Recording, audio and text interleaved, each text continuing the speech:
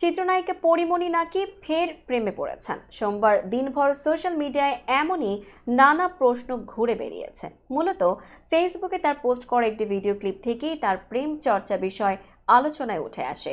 এদিন ভক্ত শুভাকাঙ্ক্ষীরা সবাই জানতে চাচ্ছিলেন আসলেই প্রেমে পড়েছেন কিনা পরীমণি, আর যদি পড়েই থাকে তাহলে সেই মানুষটিকে। এ ধরনের যখন নানা প্রশ্ন, তখন বিষয়টি অভিনেত্রী নিজেই স্পষ্ট করলেন। একই সঙ্গে সেই মানুষকেও আনলেন প্রকাশ্যে।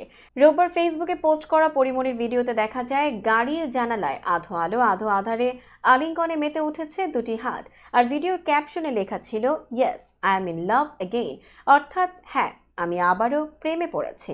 এবার সেই হাতের মানুষটিকে প্রকাশ্যে আনলেন নায়িকা। তিনি আর কেউ নন, তার নতুন কস্টিউম ডিজাইনার। এদিন রাত 8:30টায় ফেসবুকে পুরো ভিডিও পোস্ট করে ক্যাপশনে লিখেছেন, প্র্যাঙ্কটা কি একটু বেশি হয়ে গিয়েছিল। প্রসঙ্গত, গত 8 নভেম্বর একটি ওটিটি প্ল্যাটফর্মে পরীমণি অভিনীত রঙিলা কিতাব ওয়েব সিরিজ মুক্তি পায়। এতে তার সঙ্গে অভিনয় করেছেন মুস্তাফিজ নূর ইমরান।